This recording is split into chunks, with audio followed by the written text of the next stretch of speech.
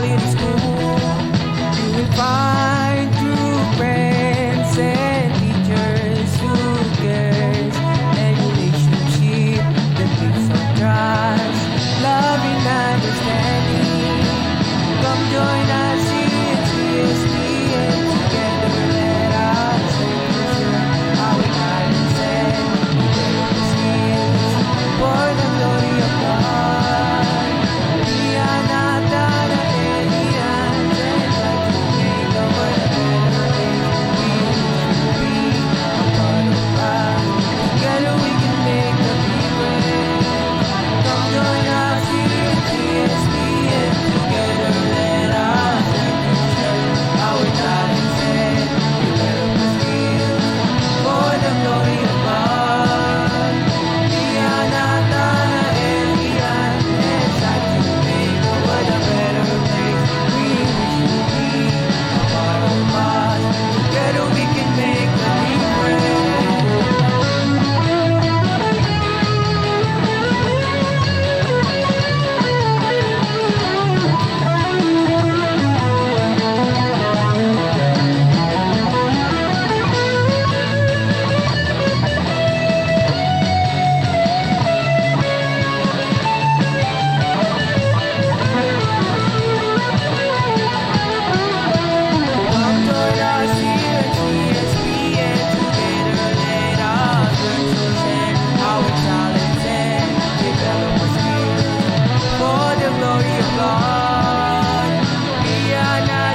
na aliens and try to make the world a better place.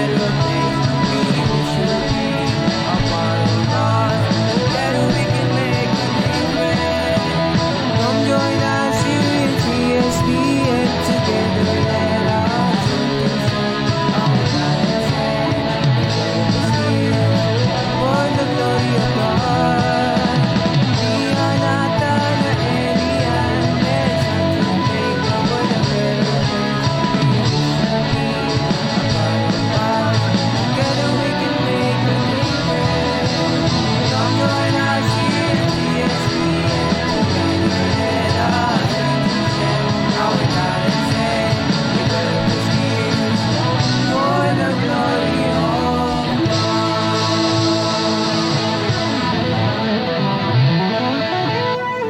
In the name of the Father, and of the Son, and of the Holy Spirit.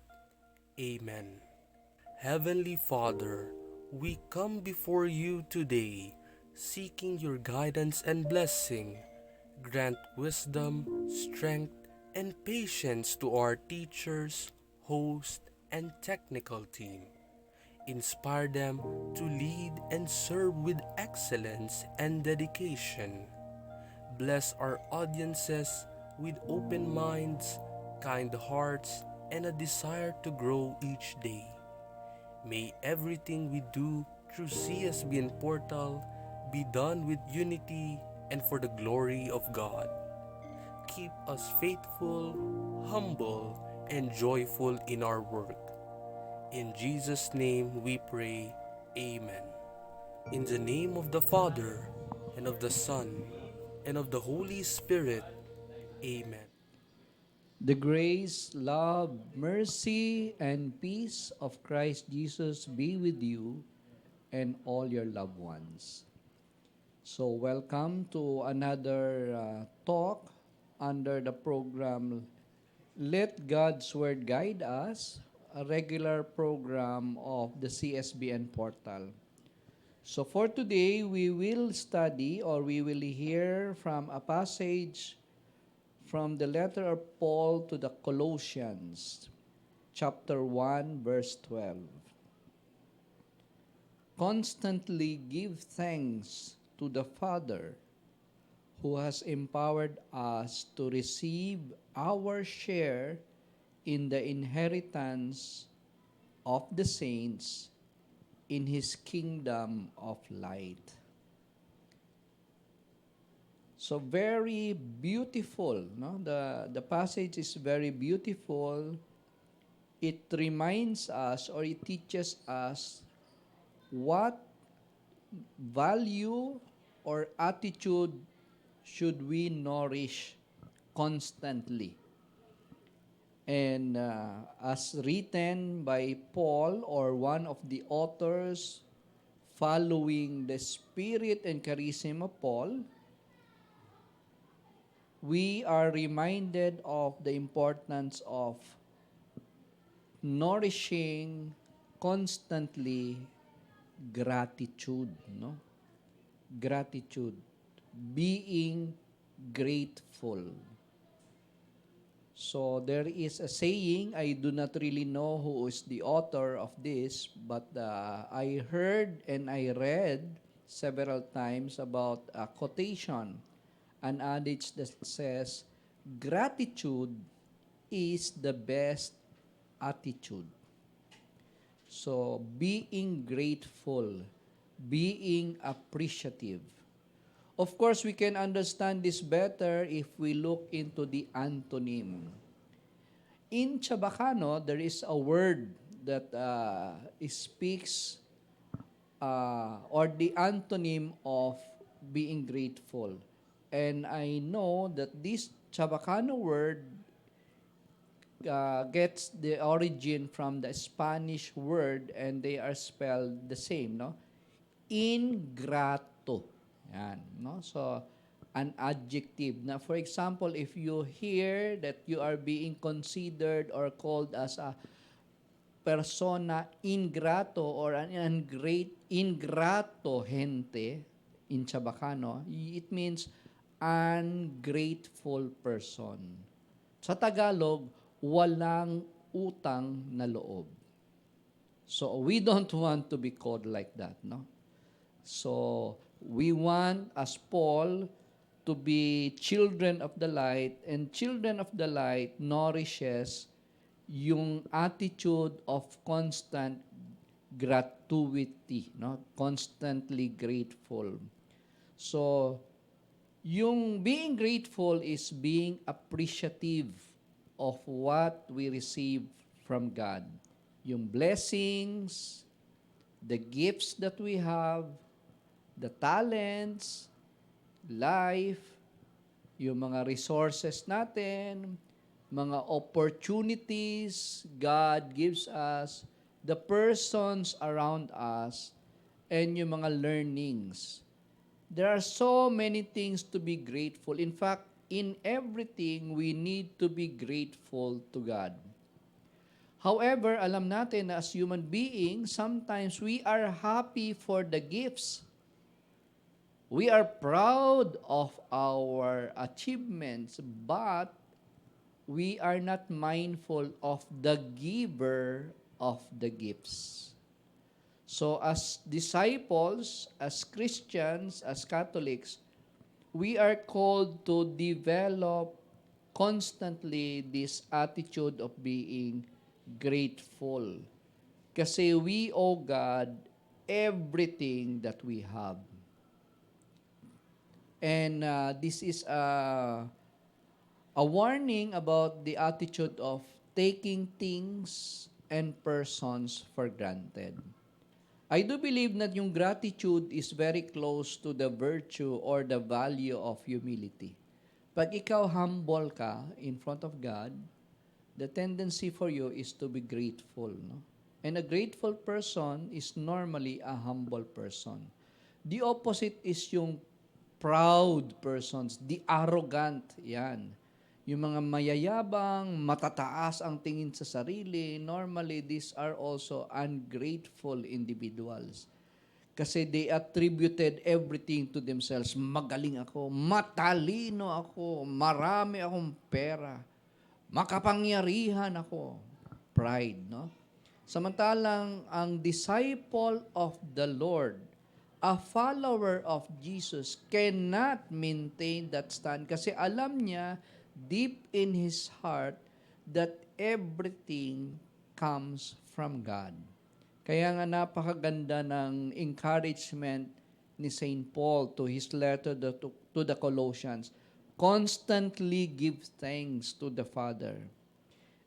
Kasi He gives us the power to share in the inheritance of the saints in the kingdom of light. So, That's very beautiful, no? And I think it's very timely kasi in the Philippines right now, in the political scenario of the Philippines, parang everything is dark and gloomy from the national to the local levels of the government.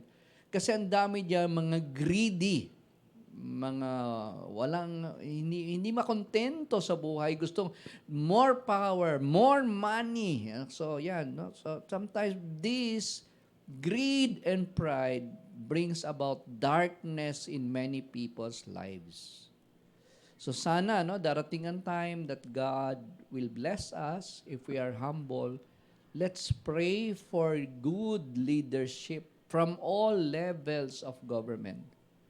Let's hope and pray that in the near and distant future, God will grant us a servant leader who is humble in front of God and who is grateful for all the blessings and who will manage the resources of the Philippines like a good steward. Hindi yun naglo-lord over others. Inuuto lang yung mga tao. Niloloko lang ng mga politicians who have their vested self-serving interest. The protection of their family's name or whatever it is at the expense of the need of the people, especially the poor. So napakaganda ng reminder ni St. Paul, and I encourage everyone, let us constantly nourish this attitude of being grateful. Thank you, Lord. Salamat. I appreciate what you have given. Thank you for the blessing. Thank you for the life. Thank you for the gift of redemption. So I'll try to begin with myself. Thank you for listening and thank you for being there. Mabuhay po kayo lahat, sa lahat ng mga Radyo Maria viewers. Tuloy-tuloy lang po mga kalakbay. And let's bring Christ into your home. Bye-bye.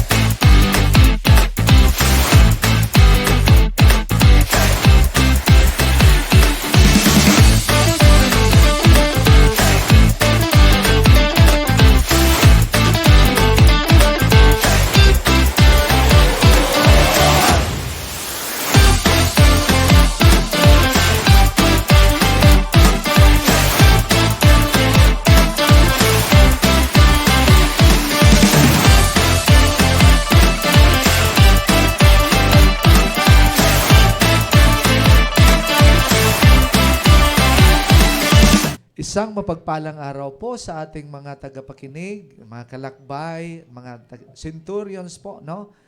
Good day to everyone. So we are excited to share with you the highlights and reflections from our recent Diocesan Youth Day and Grade 8 Pilgrimage Recollection, no? Events where our youth had the incredible opportunity to deepen their faith, bond with one another, and experience spiritual growth.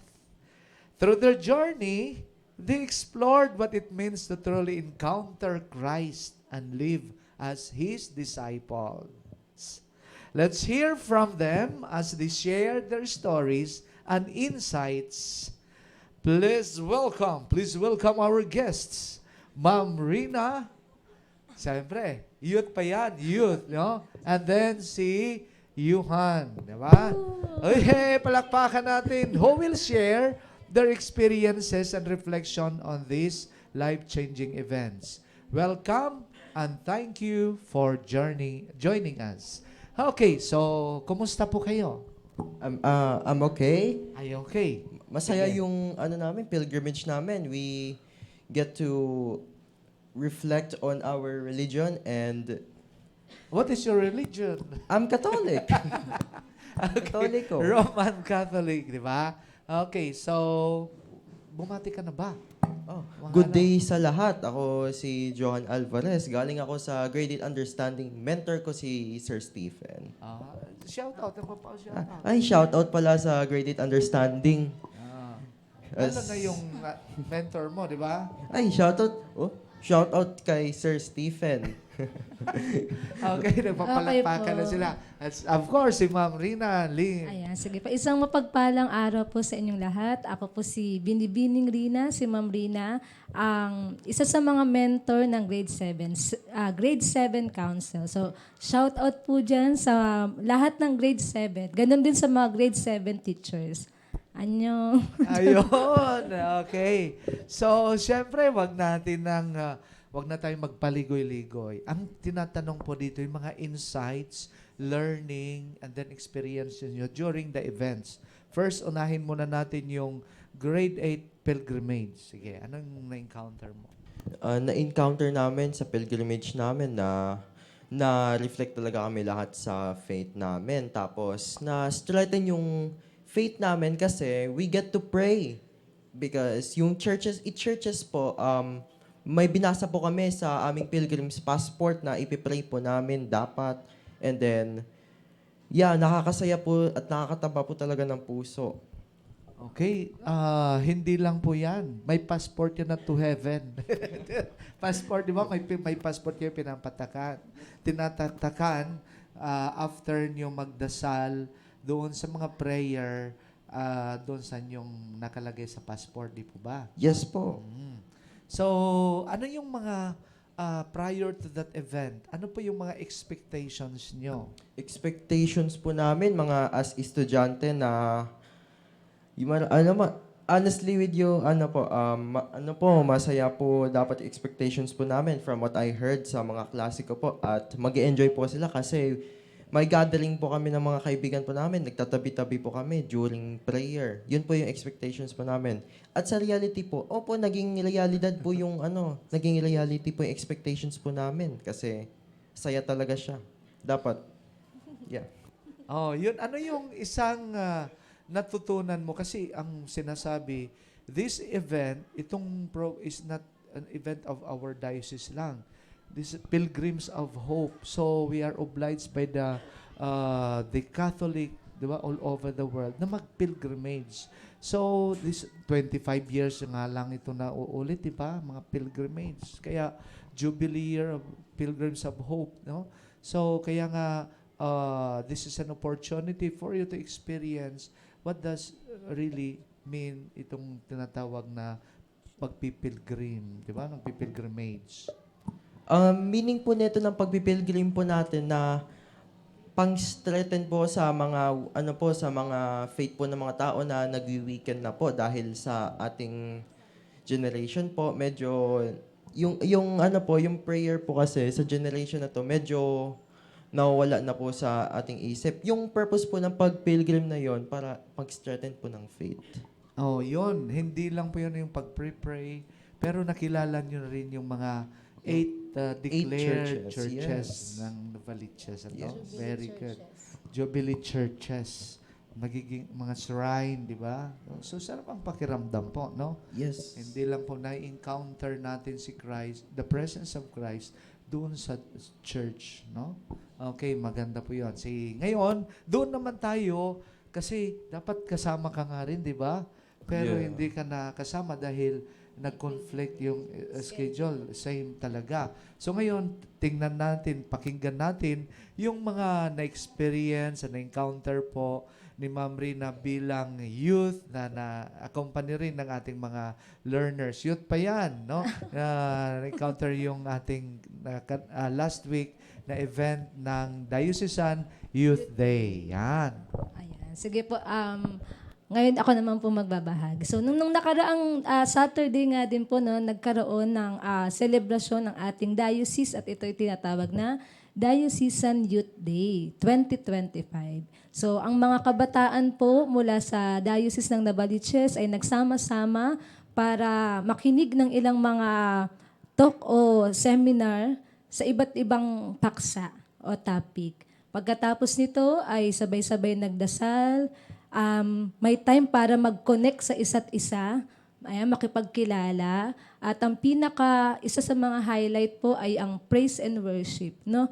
Nakipagkantahan, kumanta ng mga papuri sa Diyos, sumayaw, at punong-puno ng kasiyahan po yung puso ng bawat kabataan. Kasi napakaraming magagandang pangyayari ang naganap noong Diocesan Youth Day. Ang ganda pala ng naganap. Actually, nakamonitor kami kasi parang naka-live. Opo. Naka-live talaga yon. At Naka-live. kaya shout out po sa ating youth director ng diocese, no? Si Congratulations, Father no? Harvey. Si Opo. Father Harvey, yan, yung talagang nag-energize yan yung pinag-plan, no? Talaga pong pinagplanuhan at planuhan. ilang buwan po itong pinaghandaan. At maganda po ang naging resulta kasi ang flow ng program mula sa registration ay okay na okay.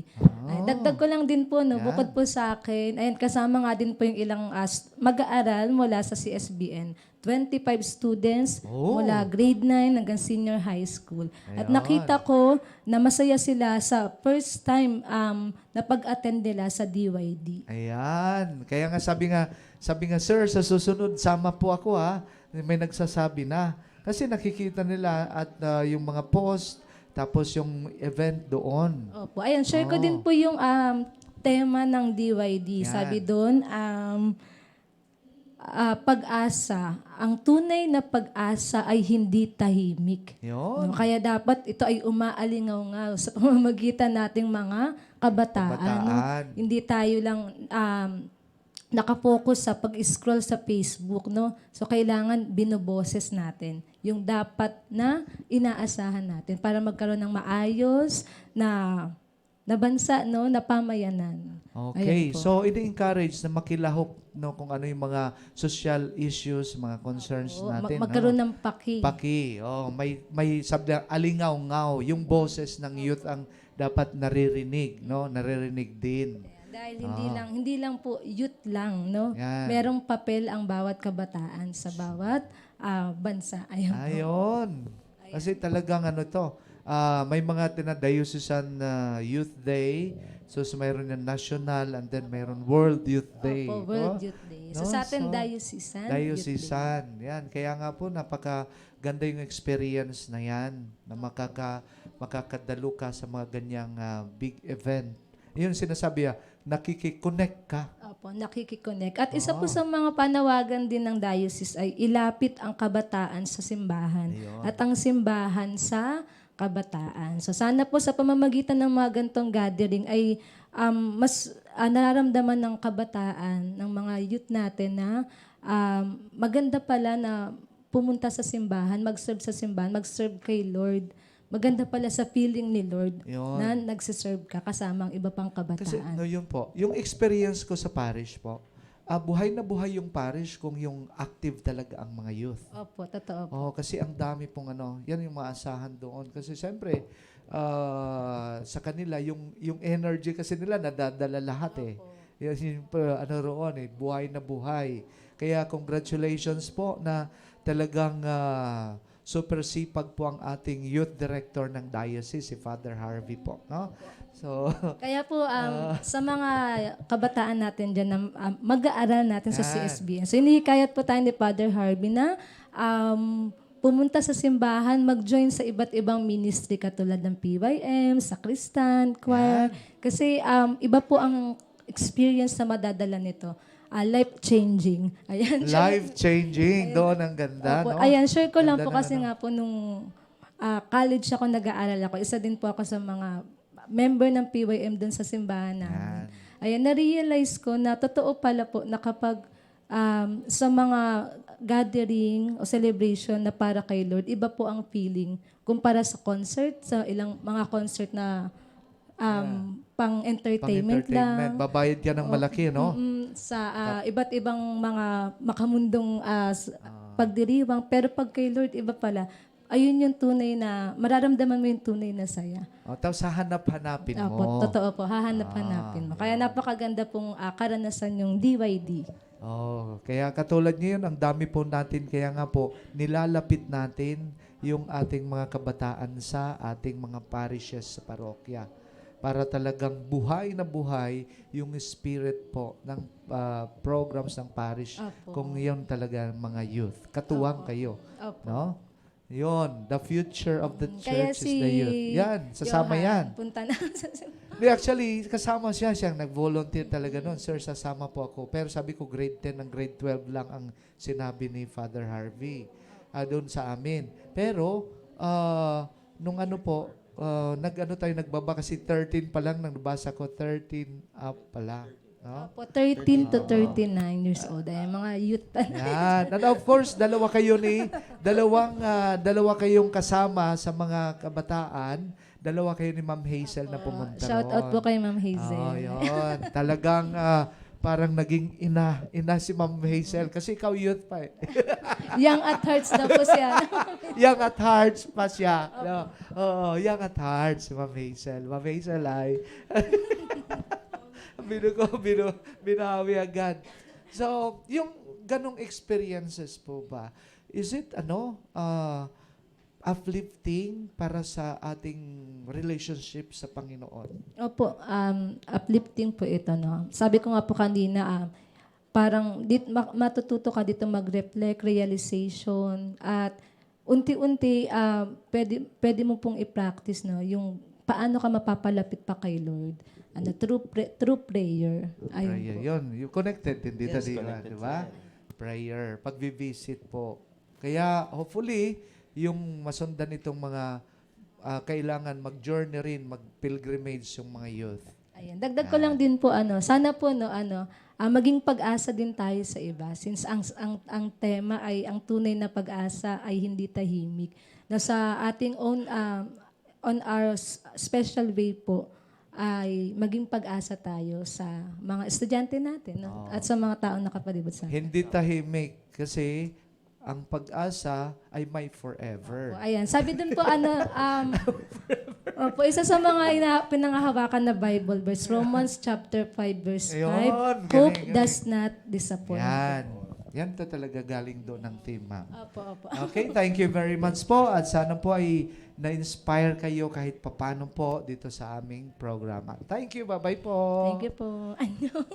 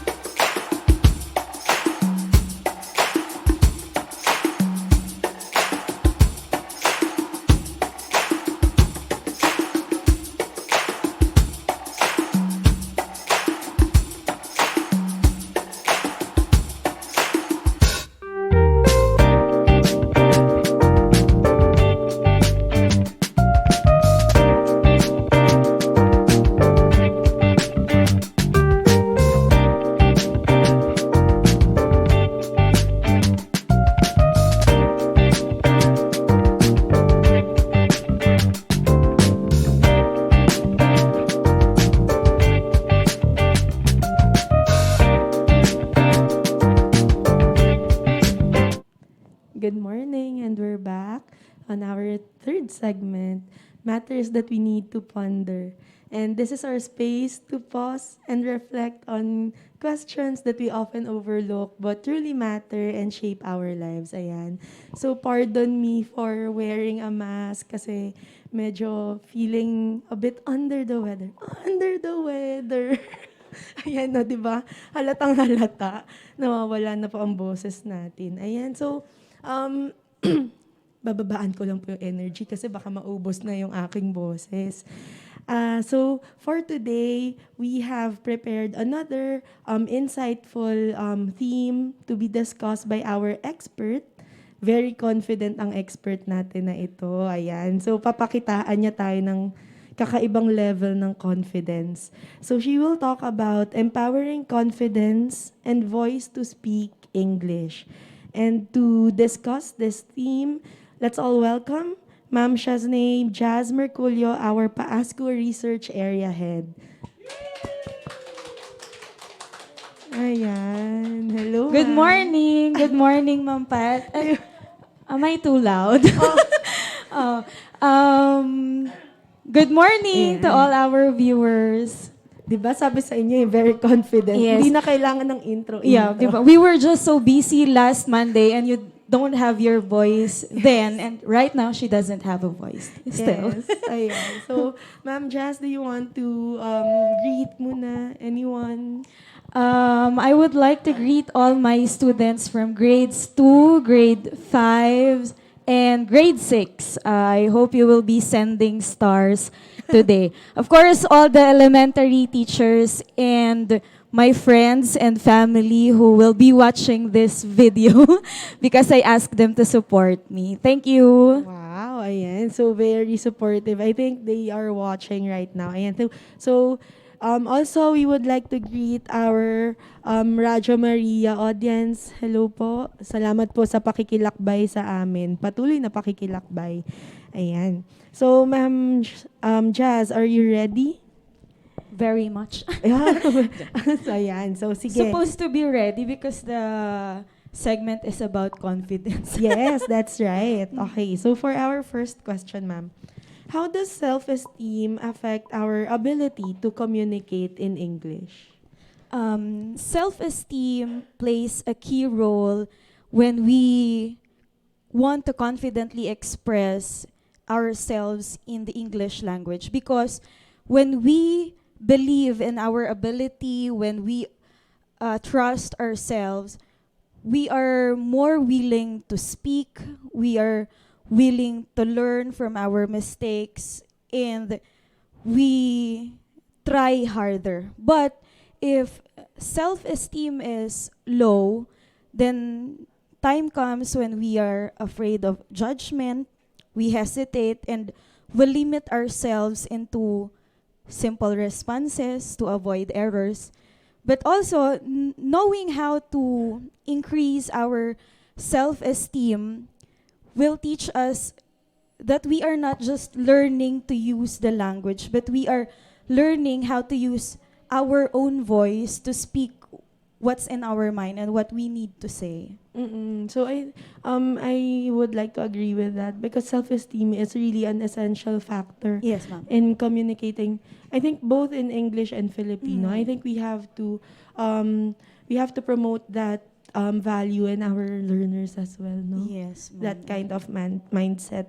And speaking of being bilingual, kasi ilang segments na rin na yun yung pinag-uusapan natin. We, all of our teachers, English teachers particularly, they always share in the portal that being bilingual is really important nowadays. Yes, ma'am. Since we have to be able to communicate locally and globally. Ayan. So, do you think Filipino culture influences how we perceive speaking English? And if yes, how do you see? Yes, ma'am. Definitely, our culture affects us on how we perceive the English language because number one, most of the Filipinos think that if you know how to speak the English language, it is labeled as intelligent or in a high social status that gives it gives it pressure to other Mm. people when they are learning the language. Also, second, our culture of hiya, Mm-mm. no? When we are learning the language, we tend to be ashamed and conscious in the mistakes that we are using when we speak of the language. Mm-mm. Yeah, as I think that was mentioned by Ma'am Sarah Mm-mm. last week. Yeah, last week. That yun nga, it is a misconception that when we speak English or in English, it should not be considered as social or Mm-mm. nakakataas sa lipunan kasi Yes. we agreed that being bilingual is more important than anything else. You are an effective communicator both in English and Filipino. Oo nga. So, there is also another question from and I hope you can demonstrate. Ayan, kasi talagang sinuggest to nung learner natin. Maybe our faculty also might have some tips from you, di ba? So, from our learner in grade 5 Hope, hello, Moira Elise Cabudoy. Sobrang active nito, no, ma'am? Moira. Good morning, Moira. Good morning. Ayan. So, what's your go-to trick daw to boost students' confidence when they speak English? Teacher Pat, sorry, I cannot demonstrate, pero I can share. Sige. Shout out, Moira, because you sent this question, and I appreciate you participating in our segments. Now, I call this technique meaning before mechanics. I learned this through experience during my college years because I value thinking time well. I'll give you a situation. For example, first few meetings of the class, I already know who are the learners who are active in class, who are the learners who's having struggle, who feel shy when they are asked to recite. Then I take note of those differences, and then I focus on the learners that really needs help when they in expressing in the English language. And then what I do every time that they recite, slowly, if they're having a hard time to express themselves, then the first time, all right, I can allow you to speak in Filipino. But then after that, you will need to speak again your answer in English. Because in that way, the learner is given enough thinking time to process the thoughts and the ideas that they have in mind. So that's what I do. And then eventually, I noticed that this strategy is effective because my learner knows me that you need to be prepared in my class because I call in random. No, I do not just call people who raise their hand. I call everyone even if you are not raising your hand. So by using that technique, meaning before mechanics, they know that once I flashed a question, I already said the question, they have to think of what they want to say. They want to think, to process their thoughts. So by the time that they are called, they are ready to explain what they want to say. Yeah, I think that's also important that I appreciate yung nasabi mo kanina, ma'am, initially that you get to know your students well before entering your class. Importante na kilala natin yung estudyante natin. Yes. We must really know them well, their needs, their strengths, and their weaknesses para matulungan natin sila. And we can provide them opportunities on how to improve themselves. No, Yes, ma'am. I agree. Sorry. Kaya ko pa to. Okay. Yes. Go, Ma'am Pat. Ayan. Please comment. Go, Ma'am Pat. Cheer her for today. Ayan. So, So, thank you, Ma'am Jazz, for sharing that trick. Any other trick that you use or implement in your class? That's the most That's the most the effective. best I can think of at the moment. That's the most effective for your learners. Ayan. That's right. So, thank you for sharing those tricks and those insights that you have shared with our questions. Ayan. So, ngayon naman, Ma'am Jazz, pupunta na tayo sa fact or myth. Yay! Ayan, I'm There's sure, no banner. Like, you have to put Oo a nga fact, eh. Ay, oo. myth. Ayan, directors, merong suggestion yung ating expert. Dodo, next time may banner na. Ayan. Okay. Assigned to me pala. Ayan, so, sorry. Okay, so fact or myth? I think you know this segment very well. Yes, Ayan. ma'am. So we are going to debunk myths that have been going on for so long o yung mga misconceptions ng ating learners to guide them. So you can expound po, Ma'am Jazz. Ayan. So another question from Moira. Thank you again. Ayan. So Very active uni- student. Not only here, but also in the classroom. That's ma'am. right. Oo. Nakapag-sub ako sa kanila. Active siya. Okay, so fact or myth? You need to speak English perfectly to be confident. Let's wait for our learners to share their ideas as well. Let's see. Ayan. Fact or What's myth? your You need to comments? speak English perfectly to be confident. Yay daw. Wala yun sa choices. yay? What's that? Ayan, myth. Okay. Okay, myth. Double time, please. Okay, we're waiting for your response. We can see Ayan, so your names here. most of their responses are myth. How about you, Ma'am Jazz? What's your take on this? It's statement? a myth. Correct answers for our active students here that comment also myth. No, you don't need perfect grammar to be confident in speaking, because confidence comes from being understood, Mm-mm. knowing what you need to say, and people understanding what you have to say. So, if you wait to be perfect, that hinders you or that stops you from trying, from learning, because it will put pressure on you that you need to be perfect just to be confident. But it's the other way around. No? You need to try and try. You need to be confident so that you can learn the correct way on how to express yourself. That's right. Okay, so for our first statement, it is a myth. Okay. Now, practice in small, safe environments helps build confidence. Ayan, so what's your Let's learners, wait for your... audience? Is it a Hala, fact myth, or a myth? M-E-A-T. Let's spell it correctly. Ayan, napagalitan na kayo. Myth. Okay, so Ma'am Jazz, what's your take on this statement?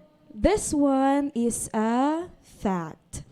Okay, you can practice in small groups, Mm-mm. pair work, and of course to your trusted teachers here in Mm-mm. our school.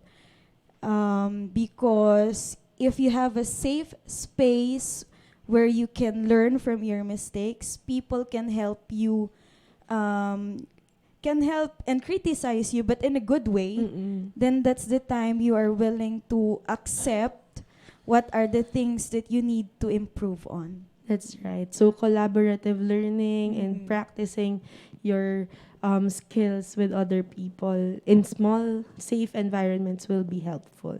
So this is a fact. Okay, and for our last statement, ma'am, confidence grows when you focus on expressing ideas, not impressing others. So for our learners, is it a fact or a myth? Let's see. And if this time it's a correct spelling. Ayan, okay. So, fact. Most of them said fact. Mhm. Okay, how about you, ma'am? It's a fact. Okay, so communication is about building connection, no? Not perfection. Okay, so when you try to express yourself, change your mindset to, how do I sound?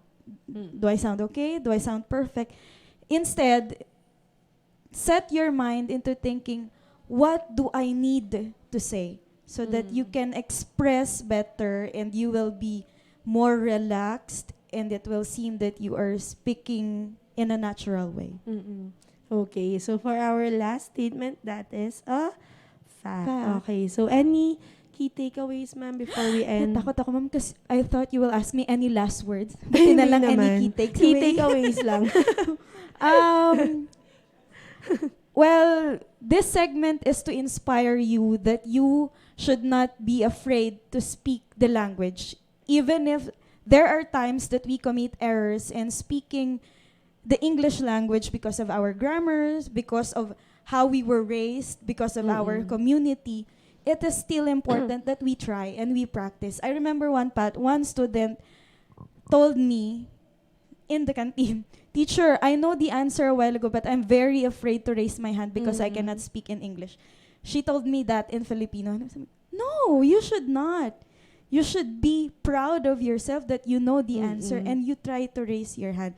Because if you feel afraid and you set your mind to be afraid, then you will have a hard time in the other days and you will just keep on settling to your mind that I will not do it anymore. I will not try." Okay, so the key takeaway for today is to try and try and try and learn. That's right. So, very insightful. Thank you, Ma'am Jazz, for sharing all those ideas and thoughts to our learners. And hopefully you are able to get some of those points, important points that will help you in your lives. Yes, and thank you also, Ma'am Thank you. Pat, to your effort, even though you're not feeling well. And also, thank you to everyone who watched this segment. Thank you. See you. Bye-bye.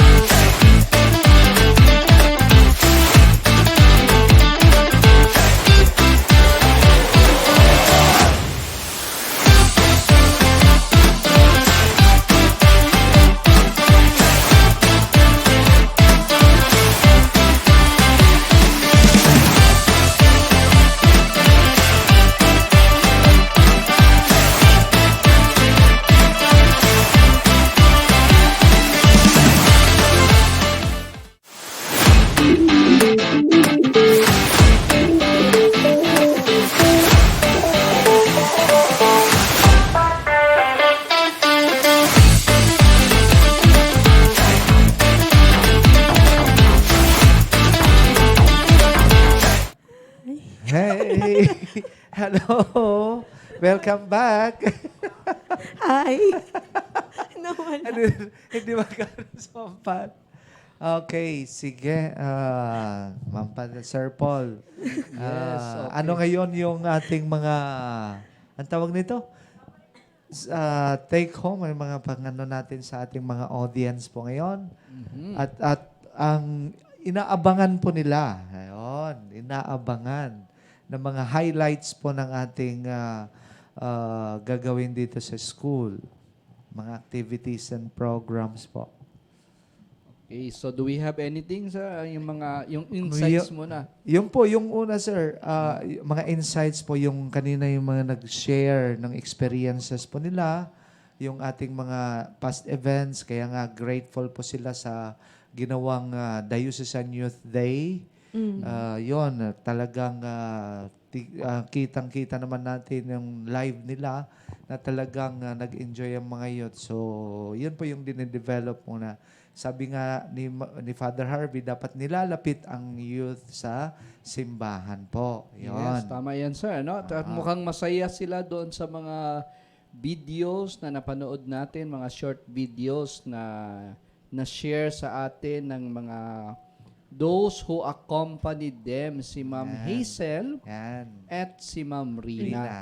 Si Ma'am Pat ba pumunta doon? Kasi Paris Secretary ito Diocesan Youth Day. Pumunta ba ikaw? Hindi po. Nako ba? Kasi po may event dito sa parish din. Parish-wide naman. Parish-based. O kasi ano nila, Activity. same time din yung ano yan, renewal po. Yes, Yan. renewal, vicariate Tas formation, formation, program. Talaga naman. Yan, no? nakita kami niyan ni Ma'am Pat sa registration. That's right. Okay, so Ayan. sige. So thank you so much for all those learners who joined the diocesan at annual Diocesan Youth Day, no? Yun. So napakaganda ng kanyang experience. Sana dala-dala nyo yung inyong experience and yung encounter with Christ and with others, young people of other parishes within the Diocese of Novaliches. So we do have some announcements. Number one, of course, meron po tayong relaunching ng scholastics sa CSBN on November 21. That's Friday sa Library Media Center. No? Yan. So, yan. At abangan nyo po, no? Meron po tayong mascot ang scholastics. Very exciting to, no? Si Ma'am Patricia siguro ang pasusutin natin ng mascot. Okay. Para hindi na po ako magsasalita. Gaganon. And then we also have investiture this coming Friday. So sa ating mga Girl Scouts of the Philippines na members ng CSBN sa covered court, no? I think this will be in the morning, and actually they are practicing right now, rehearsing for their investiture program. So you are most welcome to attend, especially po to all our parents and beloved guardians na mga i-invest sa Girl Scouts of the Philippines. Sir Perry, meron pa ba tayong mga announcement? Yes po sir, ito ngayong inaabangan na yun ng ating mga basketball fans. Yan, yung ating mga Green Centurions. Yan, Green Centurions po sir. Kasi finals na po ito at ang magfa-finals at only our midget, junior as well as personnel po sir on November 21. That's Friday also, Yan, no? This Friday. Friday Yes. at 4 o'clock siguro, no? Mag-start yung game, tapos yung mga juniors most probably 6 o'clock and mga Yan. personnel 8 o'clock, no? Yan By po. the way, we would want to inform them, Ma'am Pat, Sir Perry, na ang CSBN pa ang overall champion, no? Yan. Sa sa 19th RCBNES Fraternal and Friendly Tournament. So sana back-to-back tayo, sir, at sana magwagi ulit ang CSBN, ano? Yan. Para yung mga athletes and those interested sa sports from other schools will join us next school year, no? Kasi dito may binavalue natin yung basketball, volleyball, table tennis, badminton, chess, and we do also have taekwondo. At siyempre yung sport mo ma'am wala kasi scuba diving yung sport nito, snorkeling, no? pang high-end itong sport ni Ma'am. So, yan. So, meron pa bang mga sports sa sir o yun na yun? Yan po yung sir. Yun pa. Wala naman tayong swimming, sir, no? Wala pa. Wala pa. Kasi wala pa tayong swimming pool. Okay. So, yun po, no? Sa Arnis, wala din tayo, Sir Perry, no? Wala pa po. Wala tayong Arnis. Okay. So, abangan nyo po, no?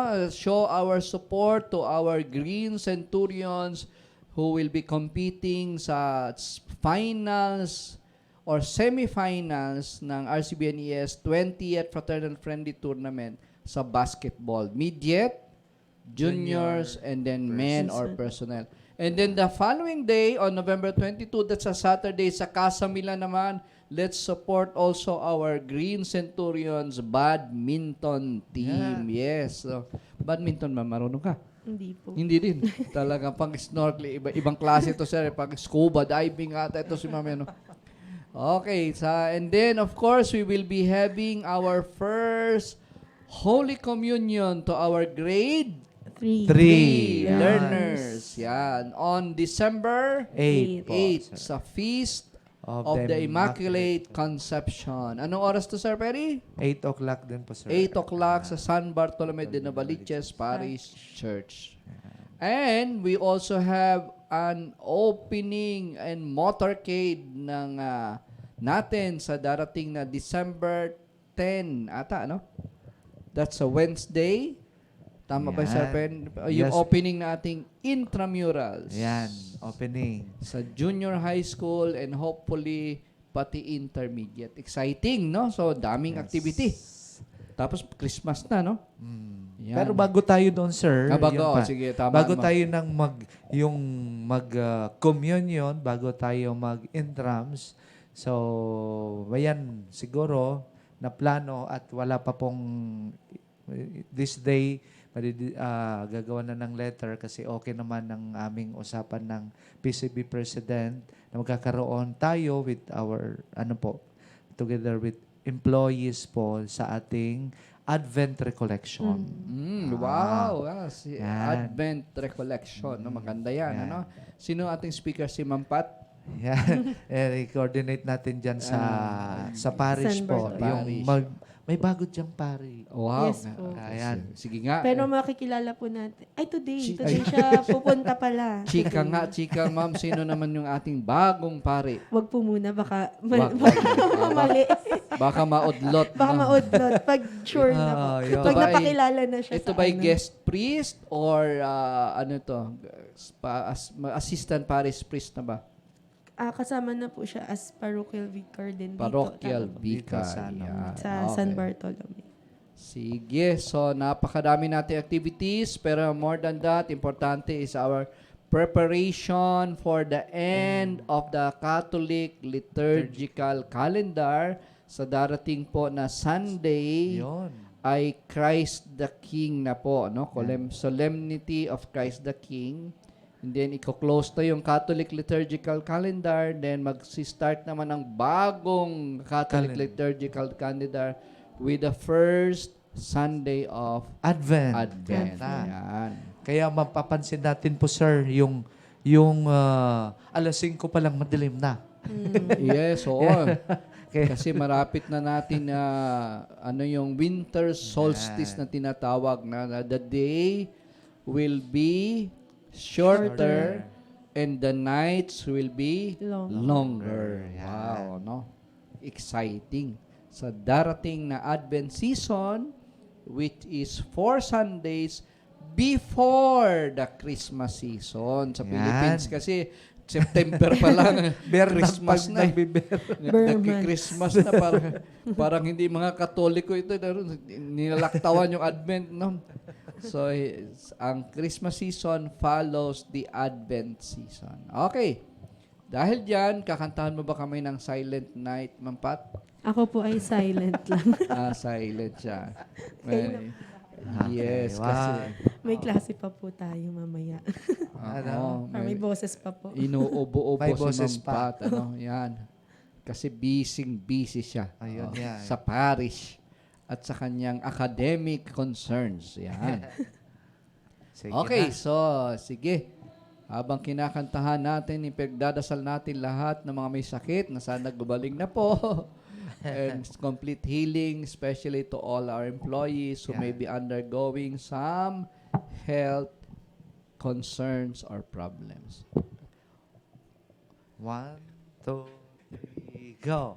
In omnibus amare, in omnibus servire, in omnibus amare, et servire, Domino, in everything love and serve the Lord. Goodbye, everybody. In the name of the Father, and of the Son, and of the Holy Spirit. Amen. Heavenly Father, thank you for guiding us throughout today's program. We are grateful for the lessons shared and the efforts of everyone involved. Help us apply what we have learned in today's CSBN Portal program. Everything we learned today, we offer to you for the glory of God. Amen. In the name of the Father, and of the Son, and of the Holy Spirit. Join us here, CSB, and